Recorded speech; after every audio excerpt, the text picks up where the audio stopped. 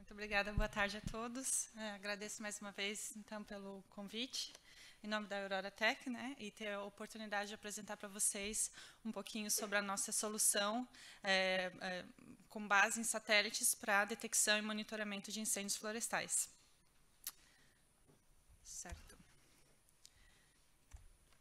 Então, eu separei essa apresentação em duas partes. A primeira eu vou apresentar a nossa atual solução, ou o estado atual da nossa solução de monitoramento, né, e monitoramento e detecção de incêndios florestais. E a segunda parte eu vou trazer um pouco mais da tecnologia que a Aurora Tech vem desenvolvendo, a nossa constelação de nanosatélites para aperfeiçoar a atual solução que já temos disponível no mercado.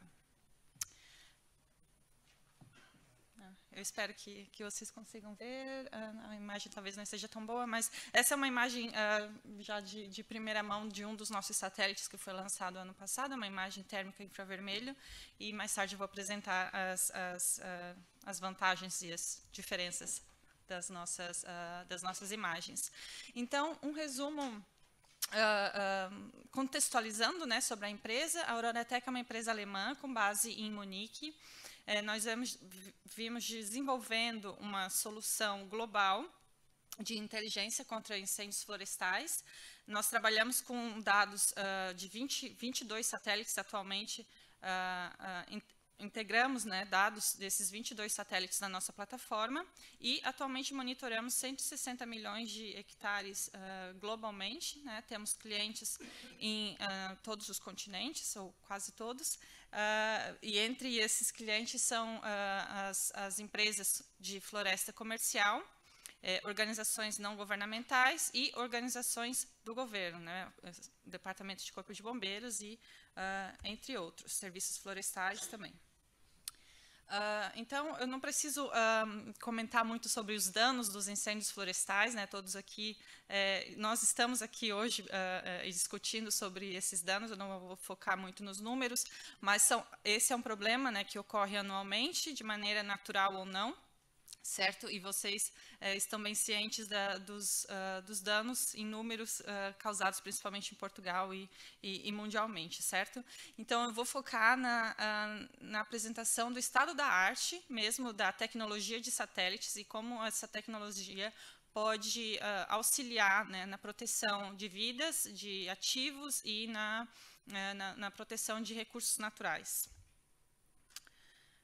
Então, a primeira parte da apresentação seria mostrar a nossa Wildfire Solution, que é a nossa plataforma WFS, e nós conversamos com especialistas no mundo todo, né, e chegamos à conclusão de que, ou melhor, no consenso, que além de ter informações precisas e em tempo real, todas essas informações, o ideal seria que elas estivessem na mesma plataforma, numa forma bem intuitiva e fácil de usar.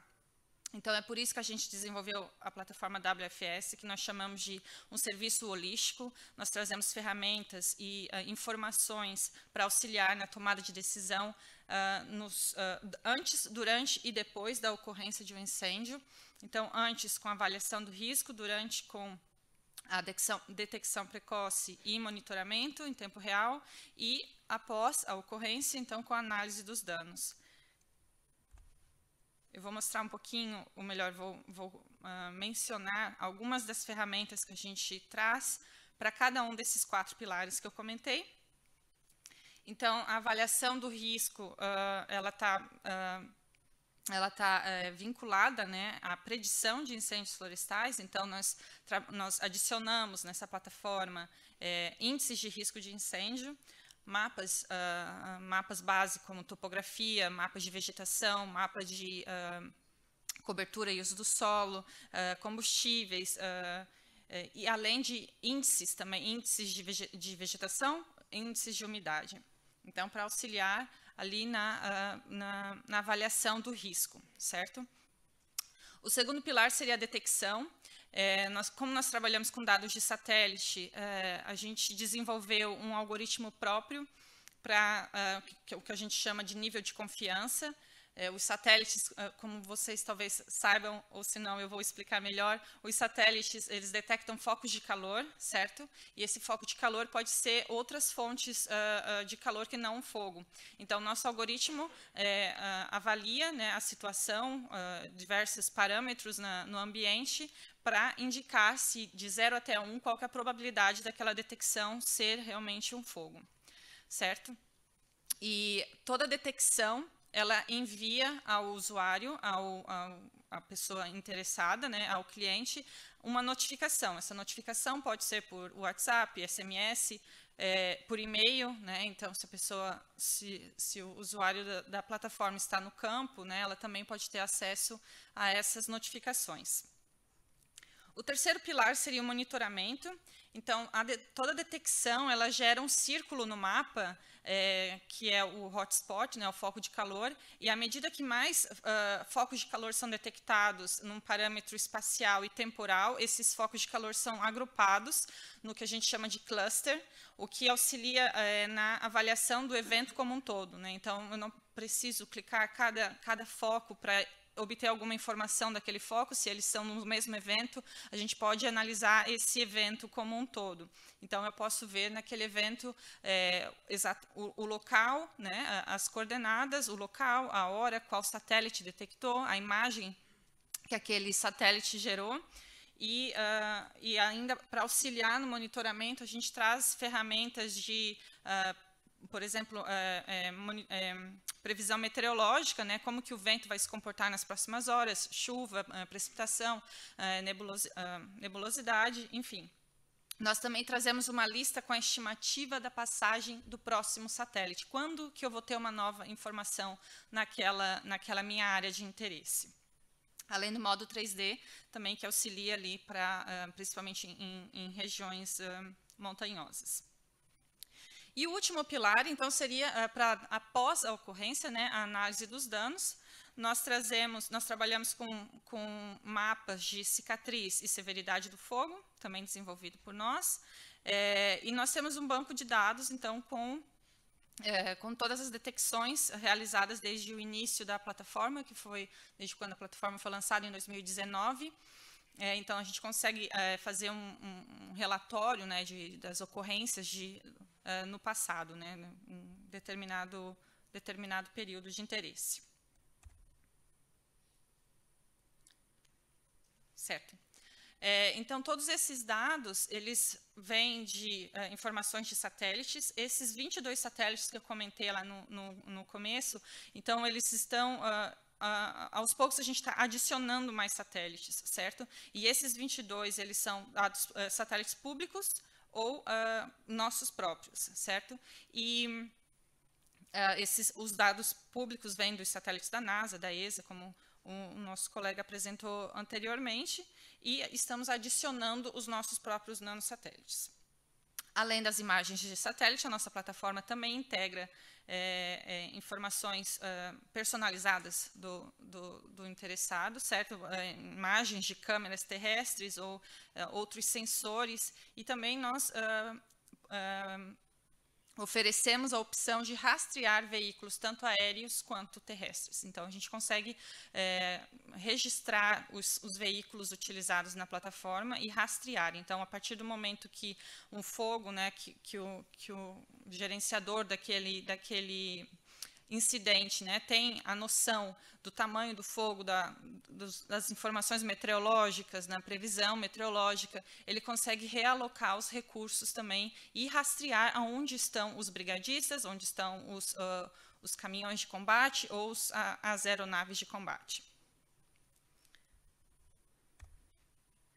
Essa plataforma está disponível, né, ela é muito simples de utilizar, certo? Ela pode ser usada no telemóvel, no tablet, no computador.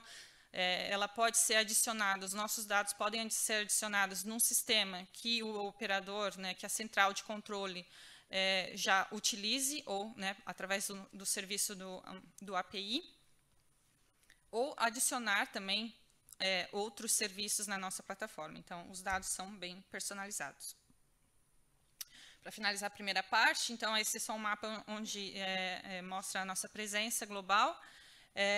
principalmente nas Américas, Norte e Sul, né, e Austrália. Nós estamos trabalhando, conforme eu comentei antes, com empresas do setor florestal, departamentos de corpo de bombeiro, serviços florestais nacionais. Alguns países nós monitoramos o país todo, né, ou províncias todas.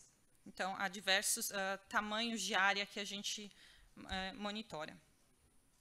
Então, entrando na segunda parte, vou comentar um pouquinho mais sobre a tecnologia de nanosatélite com inteligência de infravermelho térmico e alta resolução, que é o que a gente vem trabalhando para melhorar ou para adicionar ainda mais informações nessa plataforma que nós já temos disponível. Então, aqui para iniciar a parte da tecnologia, eu gostaria de mostrar ou comentar a motivação, né? Por que a gente precisa ainda mais de dados térmicos infravermelhos? Então, essa, como vocês veem, é uma imagem de satélite, uma imagem visual. Os dados existentes, eles oferecem uma visão limitada, certo? Então, eu não consigo ter muita informação a partir de uma imagem dessa. A partir de que eu adiciono, né? A partir de que eu tenho acesso a uma imagem de infravermelho térmico, essa imagem, né, a partir de algoritmos e tecnologia, essa imagem me garante ou me traz uma detecção de incêndio. Então, os focos de calor, que foi aquilo que eu comentei lá no começo, né, eles são detectados através de imagens térmicas infravermelho, ou infravermelho térmico. E a outra motivação, né, da Aurora Tech em desenvolver a nossa própria constelação é que as poucas imagens, né, os poucos provedores dessas imagens de infravermelho térmico, eles são satélites, que são os satélites públicos, que a gente comentou. Eles passam em determinados momentos do dia, globalmente, mas que não são os períodos críticos da ocorrência de incêndio. Então, nesse gráfico, eu espero que vocês consigam ver bem, eu tenho algumas listras, né, umas colunas que mostram, na linha de baixo, a hora do dia que esses satélites passam, são os públicos, essas colunas em cinza que eu comentei. E lá no eixo Y, então, seria o tempo de processamento que esses satélites levam, né? E, então, apenas comparando, né, no período do dia que eles costumam ver, ou melhor, passar, a gente vê que no período da tarde, que é o período crítico, que é onde está mais em mancha vermelha, é onde tem menos satélites disponível. Então, os nossos satélites, a nossa constelação está iniciando com a cobertura do período da tarde, né, que é o mais crítico. E também aqui, eu vou comentar mais tarde, mas aqui vocês já podem reparar que os satélites da Aurora Tech, que são esses em azul esverdeado, eles estão levando apenas 3 minutos para detectar um incêndio florestal, né, em comparação a algumas horas, né, dos atuais satélites disponíveis. Então, aqui comentando um pouquinho do estado da arte, né, dentre esses satélites que a gente trabalha, não vou entrar muito em detalhes, mas eles são de 2 tipos, eles são geoestacionários ou de baixa órbita. O geoestacionário, aqui ele está como geo, né, são os satélites que, por vantagens e desvantagens, né, a gente usa esses 2 tipos. Então, os geoestacionários, eles têm a vantagem, né, de atualizar, né, processar as imagens muito rapidamente. Então, a gente consegue ter um monitoramento em tempo real, ou quase real, porque a cada 10, 15 minutos nós temos uma nova imagem daquele satélite. Mas a grande desvantagem dele é que ele precisa, ou melhor, que o fogo precisa tomar uma dimensão suficiente para ser detectado por aquele tipo de satélite. Então, eles são mais úteis para o monitoramento, né, para a propagação do fogo. Nós usamos os satélites de baixa órbita, que aqui são os LEO, adicionalmente, né, porque a grande vantagem desse satélite, ele consegue, como ele está mais próximo da Terra, ele consegue detectar focos de calor, fogos, né, menores, então ali aproximadamente 10 por 10 metros. E a grande desvantagem dele, que é o que eu mostrei na imagem do gráfico anterior, é o longo tempo de processamento da imagem. Então, o OTC, que é o Aurora Tech Constellation, é o melhor, né, a junção do melhor dos dois mundos, porque a gente está conseguindo detectar. Nós também, os nossos satélites também são de baixa órbita, então eles conseguem detectar incêndios menores, mas como estamos ainda, ou melhor, a nossa tecnologia ainda está ainda melhor do que os satélites atuais, né? A gente já está conseguindo detectar incêndios a partir de 4 por 4 metros, né? Porque a nossa resolução é ainda melhor. E o nosso tempo de processamento caiu de 1 hora e 1 hora e meia, né, dos atuais satélites de baixa órbita para 3 minutos. Certo, e como nós fazemos isso, né? Então, a nossa constelação iniciou ano passado, com o lançamento do primeiro satélite, a nossa primeira câmera. Aquela imagem ali na esquerda é a câmera patenteada pela Aurora Tech, desenvolvida por nós,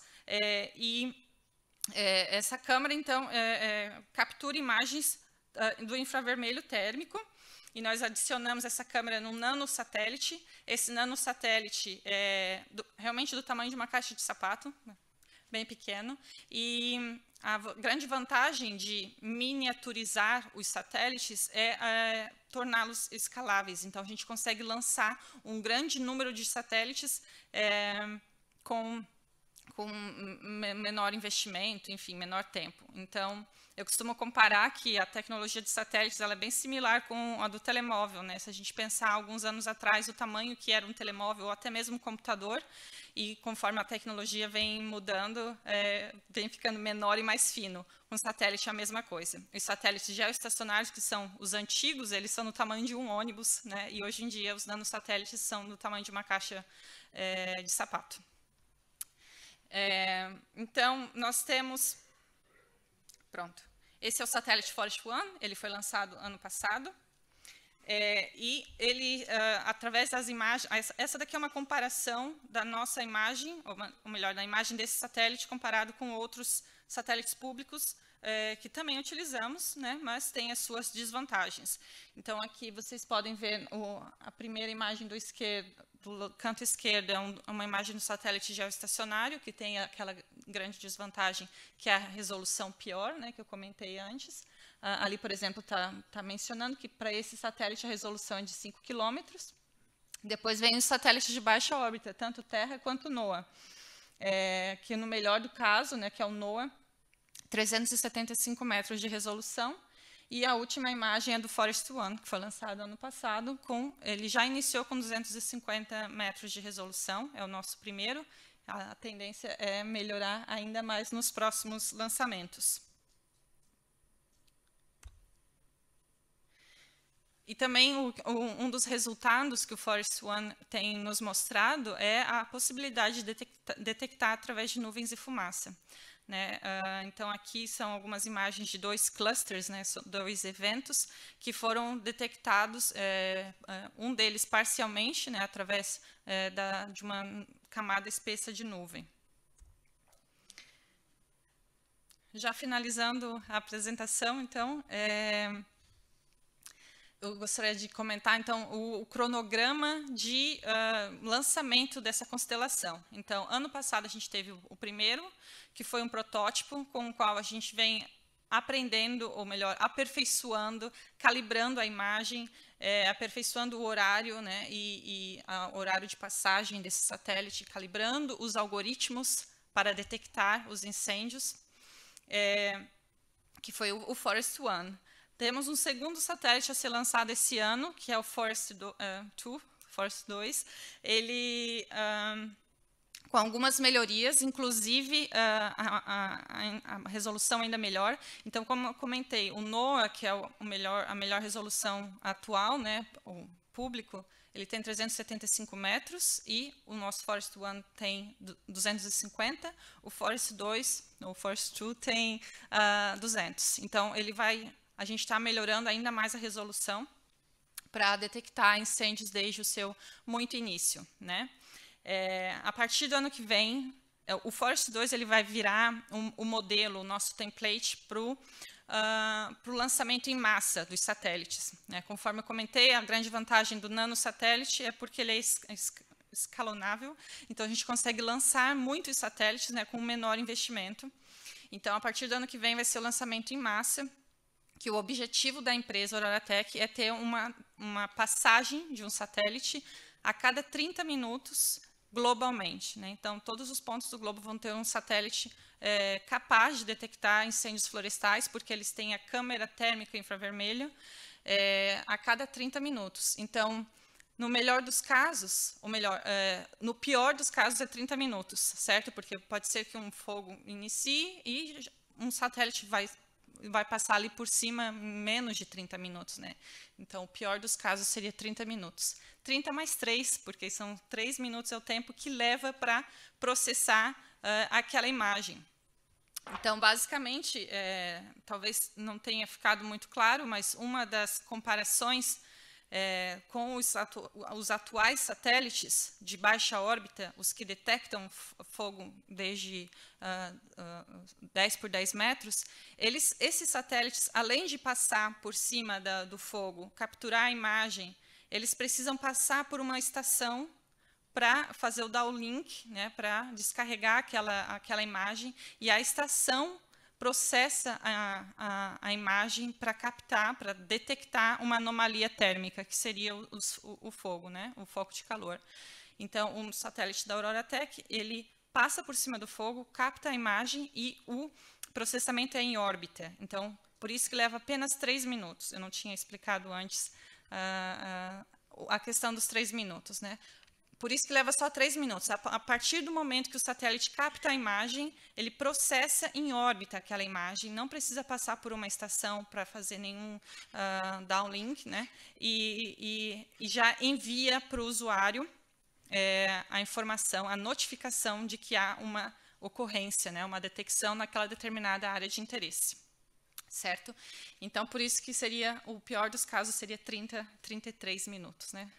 E o grande objetivo da empresa é que até 2026, 2027, a gente tem essa full constellation, né? Vamos ter aproximadamente 100 satélites com esse objetivo.